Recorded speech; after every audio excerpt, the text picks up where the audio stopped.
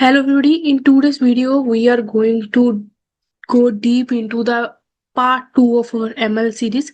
Last video में मैंने आपको ML के बारे में बेसिक्स क्लियर किए थे कि लीनियर रिलेशनशिप क्या होता है, कैसे लीनियर चीजें चलती है, कोरिलेशन का हमने रिवीजन की थी। देन ईडीए के भी थोड़े थोड़े कंसेप्ट को हमने रिवीजन किया था। इस वीडियो में हम कुछ ऐसी टर्म्स को सीखने जा रहे हैं, जब भी हम किसी मॉडल को फिट करेंगे तो वो टर्म हमें ये सर्च करने के लिए हेल्पफुल होगी क्या वो मॉडल हमारी एनालिसिस के लिए परफेक्ट है और वो वहां पर लगेगा, और else that model is not sufficient for our work. और कैसे करेंगे, चलो देखते हैं क्या वो टर्म्स होती हैं, कैसे होती है, चलो करते हैं। ठीक है, यहीं पे नीचे करती हूँ, ये देखो, ध्यान से देखना। अब मैं इस वीडियो में आपको ऐसी कंसेप्ट समझाऊंगी जो कि आगे आने वाली वीडियोस में हम प्रैक्टिकल भी करेंगे। अब इन दिस वीडियो थोड़ा थ्योरी को और टॉलरेट कर लेना, because these things are very important. इस वीडियो में हम समझेंगे आर क्या होता है, then what is R square, then what is R S S, R S E, T S E, then six is M S. These are the six concepts that we are going to understand in this video। तो आओ समझते हैं क्या होता है। ठीक है, सबसे पहले मैं आपको ये बताना चाहती हूँ कि व्हाट इज आर। ठीक है, आर हमारी मैथमेटिकल एक्सप्रेशन में अगर आपको कहूँ या फिर क्लियर करूँ तो आर हम कहते हैं रेसिडुअल्स को, रेसिड्यूल्स। आर को की फुल फॉर्म्स होती है रेसिड्यूल्स। अब बेसिकली समझते हैं रेसिड्यूल्स क्या होते हैं। रेसिड्यूल्स मतलब पहले वीडियो में मैंने मैथमेटिक टर्म में यूज की थी, कोरिलेलिटी। ठीक है, एक दूसरे के जो दो वेरिएबल्स थे, पिछली वीडियो में मैंने आपको सिखाया था कॉरल फंक्शन से, कोरिलेशन फंक्शन से कोरिलेशन निकालना, जिसकी आर की वैल्यू हमारी -1 to 1 लाई करती है। देन ये क्या करता है, टू पॉइंट्स में टू पॉइंट्स में लीनियर रिग्रेशन जज करता है, लीनियरिटी हमारी इससे जज होती है। ठीक है, अब देखो, जब भी हमारी वैल्यू आर जो है -1 to 1 वेरी करती है, इसका मतलब ये होता है कि जितना डेटा वन के पास होगा उतना स्ट्रॉन्ग जो है रिलेशन दो वेरिएबल के अंदर एग्जिस्ट करता है। और रेसिड्यूल्स भी इसी को कहते हैं कि मतलब तुम्हारे ना एक ग्राफ हमने यहाँ पर लिनियरिटी का हम स्कैटर करते हैं। ठीक है, स्कैटर प्लॉट से हम करते थे ना लीनियर इक्वेशन का।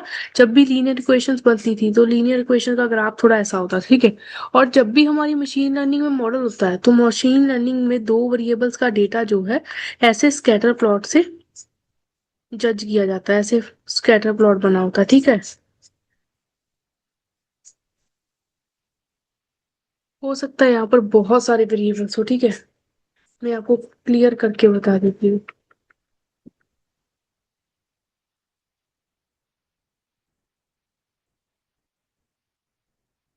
ओके, यहाँ पर लीनियरिटी की इक्वेशंस है, एंड देन यहाँ पर वो हो गए points.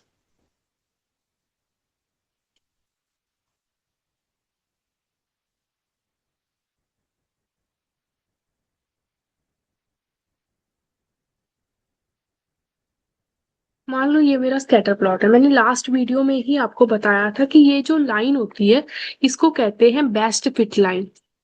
Best fit line actually होती क्या है, एक बार रिवीजन करते हैं। Best fit line is equals to कि जब हम इक्वेशन देखी थी slope into X plus intercept, तो हमारे पास हमें पता होता है कि अगर हम एक्स की पर्टिकुलर मान लो एज इतनी डालेंगे तो सैलरी कितनी आएगी। It is the actual data that we know कि आफ्टर प्रेडिक्शन क्या आने वाला है। इफ वी विल प्लॉट, इसको तो कहते हैं एक्चुअल वैल्यू। ठीक है, एक्चुअल वैल्यूज, ठीक है, एक्चुअल वैल्यूज की हम बेस्ट फिट लाइन को यहाँ पर शो कर देते हैं। लेकिन जब हमारा मॉडल प्रिडिक्शन करता है, इन केस हमारे मॉडल ने कोई प्रोडक्शन कर दी, मैंने क्या किया, मेरा मॉडल लगाया डेटा के ऊपर, उसने कुछ हमें प्रोडिक्शंस करके दी।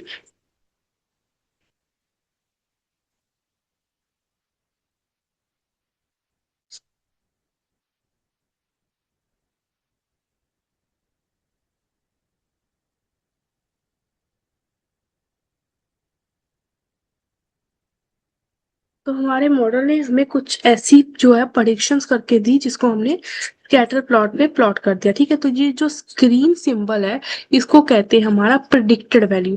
अब जो हम क्या देख सकते हैं कि किसी भी प्रेडिक्टेड वैल्यू, मान लो ये प्रेडिक्टेड वैल्यू है, ठीक है, उसका distance actual best fit line से कितना है। देखो इस वाली लाइन का जो प्रेडिक्टेड है, प्रिडिक्टेड का डिस्टेंस फ्रॉम एक्चुअल, इस चीज को ध्यान से देखना।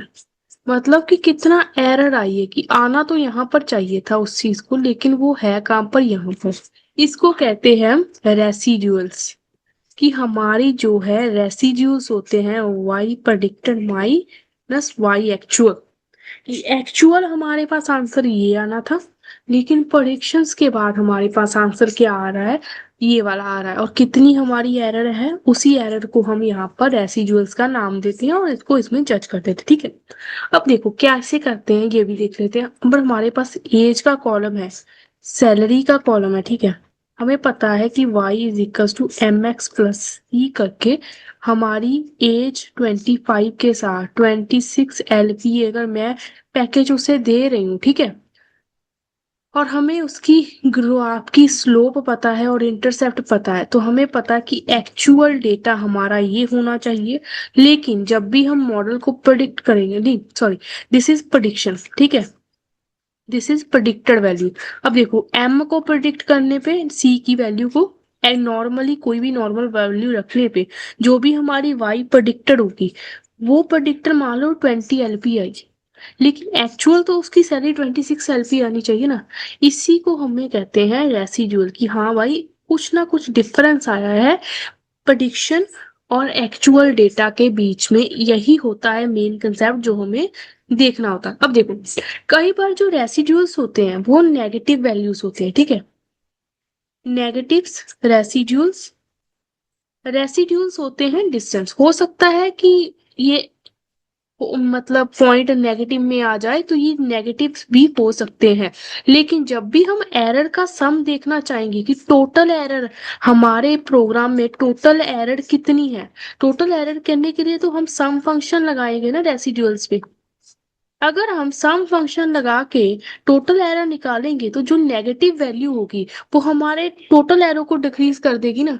इसी को हम ओवरकम करने के लिए हम क्या करते हैं, इस रेसिड्यूल्स को आर स्क्वायर में, या फिर हम रेसिड्यूल्स को लिख देते हैं Y prediction minus Y actual upon square. तो आर क्या रियल फॉर्मूला हमारे पास क्या मिलता है, Y prediction data and actual data and उसका स्क्वायर कर देंगे, that is the actual data, जो हमें बताता है कि कितना हमारा एक्चुअली राइट है डेटा, कितनी इसमें एरर है। और ये हमारे रेसिड्यूल्स में होता है, ठीक है। अब मान लो मैंने क्या किया, किसी फील्ड में एज निकाल दी, salary X Y actual, and then उसकी प्रेडिक्शन भी फॉर्मूला लगा के निकाल दी, ठीक है, और उसका रेसिड्यूल्स निकाल दिया। अब उसमें सारा रेसिड्यूल्स का डेटा हमारे पास आ जाएगा, ठीक है। अब हमें रेसिड्यूल्स पता लगे, ठीक है। आर स्क्वायर में बाद में आऊंगी, ओके। आरएसएस पे आते, आरएसएस क्या होता है, ठीक है। आरएसएस कहता है कि टोटल तुम्हारे मॉडल में total error in your model कितनी है। तो आरएसएस का मतलब होता है रेसिड्यूल स्क्वेयर सम। अब आर होती है रेसिडुअल स्क्वेयर, रेसिड्यूल का स्क्वेयर किया ना हमने। अब वो बोल रहा है कि टोटल एरर हमें रेट निकालने के लिए हम क्या करेंगे, आर का जो भी हमारे पास जो ये आर आई है उसका समीशन लगेंगे 0 से लेके जो भी एन तक होगा, और उसका हम जो भी ये आएगा उसको हम सम कर देंगे, ठीक है, एरर को। इससे क्या होगा, हमें एक्चुअल में पता लगेगा कि ओवरऑल हमारे मॉडल में टोटल एरर है कितनी। हम देखो हो सकता है कि आपकी सैलरी जो एज 25 है, 25 की 30 LP है, लेकिन मेरे मॉडल ने 25 LP प्रेडिक्ट की थी, ठीक, इस ईयर में इसकी एज सैलरी 25 LP होनी चाहिए, और रेसिड्यूल्स हमारे पास कितना आ जाएगा, 5 LP है, ठीक है, 5 का square. Okay, then it will be 25 LPA is my residuals. Okay, I hope it is clear. अब देखो इसका आ गया, अब मान ली कुछ और सैलरी आएगी, एज है हमारी 20, सैलरी है उसकी 10 LPA, लेकिन model is predicting 12 LPA, then it's saying 4 LPA का एरर है। तो हर एक वैल्यू में एक एरर आ रही है, और टोटल एरर हमारी क्या होगी, total error will be sum of these values, जो कि हम मॉडल को बता देंगे। अब देखो कोई भी मॉडल अच्छा है या नहीं अच्छा है, उसके लिए हम RSS फंक्शन जो भी होगा पाइथन में, आगे आने वाली वीडियोस में हम कवर करेंगे, उसको मैयर करेंगे। कैसे मैयर करेंगे, हमारा इस वैल्यू को देखेंगे, जितनी RS वैल्यू हमारी इंक्रीज होगी, मीन्स एरर इंक्रीज है, मॉडल उतना ही निग्लेक्ट करने लायक है, मॉडल को निग्लेक्ट कर लो, इट नॉट एक्सेप्टेबल। जितनी ये लो होगी, मॉडल उतना ही हेल्दी है हमारा, कि हमारे पास एरर नहीं है, that model is quite sufficient for analysing our output. तो हमने इसमें ये कवर कर लिया कि आर क्या होते हैं, रेसिड्यूल्स होते हैं, एक्चुअल प्रेडिक्शन और एक्चुअल वैल्यू में डिफरेंस, RSS होता है कि टोटल एरर हमने निकल, ठीक है। उसके बाद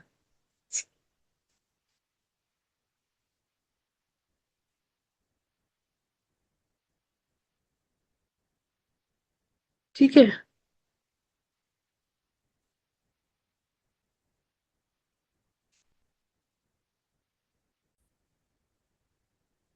अब RSS को हम बाद में देखेंगे, ठीक है। TSC, अब TSC पे हम आगे बढ़ते हैं कि TSC क्या होता है, इस चीज को हम ध्यान से देखेंगे और समझेंगे। TSC मतलब होता है, अब देखो हम, मैं इसको इजी लैंग्वेज में आपको समझा, अब देखो हमने RSS को कर लिया कवर, R स्क्वायर को कर लिया, अब हम करेंगे TSC को। TSC बता देती हूँ, फिर RSC पे हम शिफ्ट करेंगे। पहले TSC ध्यान से समझ लेना, TSC क्या होता है। First of all, let us understand what is TSC and what is the full form of TSC. TSC का फॉर्म होता है टोटल सम एरर। इसका मतलब ये है कि जो हमारी एक्चुअल डेटा था, एक्चुअल आउटपुट आनी थी, जो हमें प्रेडिक्टेड करके हमें एक्चुअल डेटा था, वो मीन डेटा से कितना डिफरेंस पे है। ये क्यों करते हैं, इससे हम स्टैंडर्ड वेरिएशन करते हैं। स्टैंडर्ड वेरिएशन इससे पता लगती, जब भी हम करते हैं ग्राफ बनाते हैं या मैथमेटिकली एक्सप्रेशन लगाते हैं, तो हमें देखना होता है कि डेटा स्प्रेड कितना हो रहा है।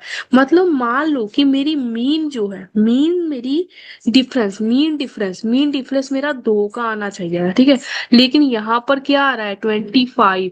मतलब मेरे पास सारा डेटा था 4, हो सकता है 4 के बाद डिफरेंस आया और रेसिड्यूल्स का, it may be 2, it may be 1, it may be 5, it may be 6, लेकिन कभी भी ये 25 नहीं आया। तो मतलब 25 इज वेरी स्प्रेडर। जो नॉर्मल ये स्कैटर पॉइंट के पॉइंट्स होंगे, ये तो मीन एरर के पास है, लेकिन जो ये एरर है, this error is actually very far. मतलब मॉडल ने इस वाले डेटा के लिए तो बहुत बड़ी एरर कर दी है, कि ये डेटा तो मेरा बहुत बड़ा एरर शो कर रहा। Minor error in model is really good, लेकिन जब बड़ी एरर आ जाती है दैट विल बिकम कॉम्प्लेक्स। तो ये TSC उसी को करता है कि टोटल सम एरर कितना है हमारे मीन डेटा से। तो इसको फाइंड आउट करने के लिए हमें कुछ नहीं करना होता, हम जस्ट क्या करते हैं, अब क्या करेंगे, लिखेंगे TSC इज इक्वल्स टू क्या होता है, Y actual minus Y mean का square. This is just the formula for calculating the TSC at a particular stage. और जो हमारा TSC होता है, ये टोटल होती है हमारी, ये टोटल मतलब 0 से लेके टोटल डेटा पे कितना n पे हमने टोटल एरर दिखा दी, कि ये जो मेरी टोटल हमने प्रोडिक्शन की है, ये एवरेज एरर से, या एवरेज जितनी मीन एरर मेरे पास आने वाली थी, मीन रेसिड्यूल, उससे कितनी दूर है मॉडल की। तो ये भी हमें हेल्प करता है। आगे आने वाले लेक्चर्स में मैं समझाऊंगी कैसे हम सेटिस्फाई करेंगे कि मॉडल गुड है या नहीं है। जैसे मैंने आर आरएसएस को दिखाया कि आरएसएस जितना लो हो उतना हमारा मॉडल जो है वो बेस्ट होता है, ठीक है। वैसे टीएसएस भी अपने आप में वर्क करता है। तो आपने सिर्फ इतना समझा अभी तक के लिए टीएसएस होता क्या है, ठीक है। टीएससी, हमने टीएससी समझ लिया। अब आ रही आती है एमएससी की, ठीक है। धीरे धीरे मैं समझाऊंगी जैसे जैसे चीजें समझ आती है, ठीक है। अब देखते हैं एमएससी क्या होता है, ठीक है। और उसके बाद आर स्क्वायर और आरएससी बचता है, ठीक है। ध्यान से देखेंगे। M S E, what is M S C, ठीक है। अब देखो, मैंने क्या किया, अपना एज कॉलम लिया, सैलरी ली, उसका वाई प्रेडिक्टर निकाला, मतलब ये वाई एक्चुअल था, ये प्रेडिक्शन था। उसके रेसिड्यूल्स के निकाल दी, रेसिड्यूल्स आगे की एरर क्या है। लेकिन मान लो मैंने आरएसएस से क्या किया था, आरएस से मैंने समीशंस ऑफ आर की स्केयर की मैंने समीशन ली थी कि मेरा जो मॉडल है उसमें टोटल एरर इतनी आ रही है। लेकिन एमएससी क्या करता है, instead of giving total error, this is also a parameter, this is parameter to check error, to check error on behalf of mean square error। मतलब मेरे मॉडल में मीन एवरेज एरर कितनी है, मतलब मान लो किसी मॉडल की एवरेज ही बहुत ज्यादा है, तो मुझे टोटल भी पता ही आ गया, टोटल भी बहुत ज्यादा होगा ना। अगर मान लो पूरी क्लास की पासिंग एवरेज मार्क्स की 80% है, तो मैं अंदाजा लगा सकती हूँ कि जो टॉपर होगा उसके तो एक्चुअली नंबर बहुत ज्यादा होंगे ना। अगर मान लो कि इस पूरे ग्रुप में टोटल मार्क्स ही पासिंग मार्क्स से कम है, तो मैं जान सकती हूँ जो इसका क्लास का टॉपर होगा उसके भी बहुत बेकार नंबर आएंगे, ठीक है। अब एमएससी का फॉर्मूला मैं आपको एक बार बता देती हूँ।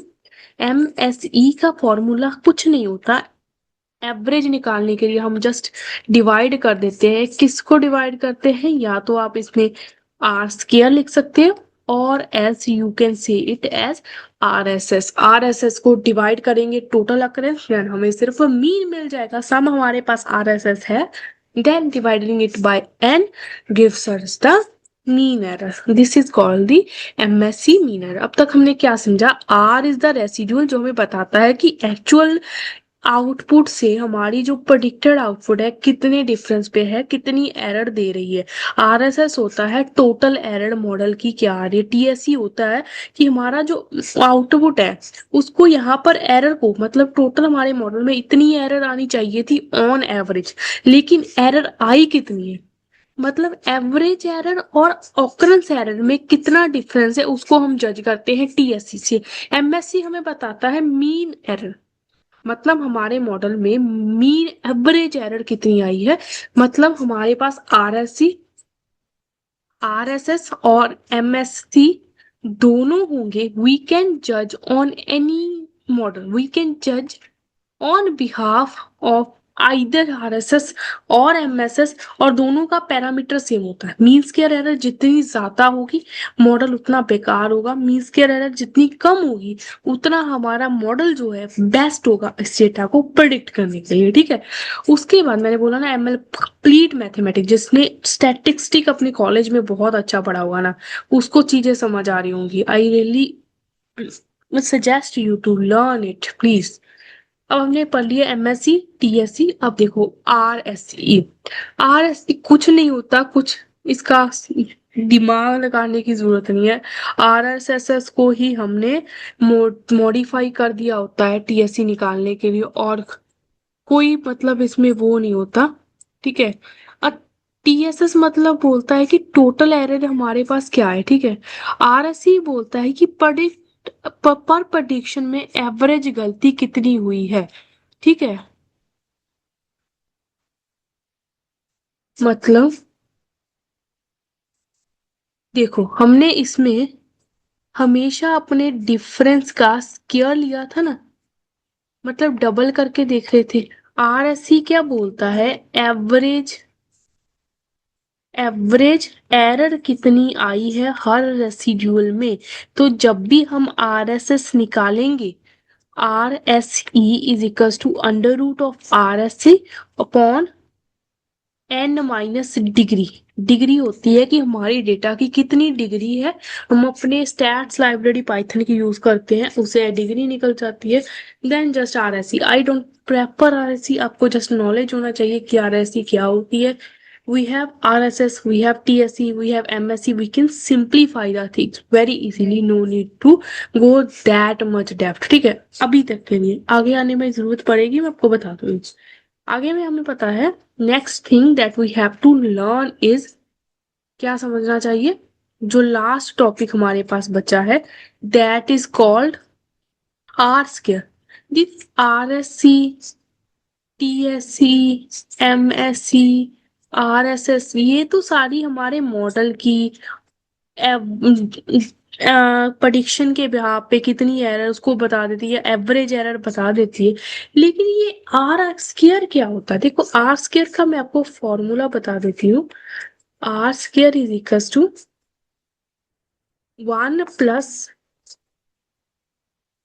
1 + n TSS upon RSS, TSS, TSS upon RSS। इसका मतलब ये होता है कि जो हमारा मॉडल है वो हमें उसको डेटा दिया था हमने, ठीक है।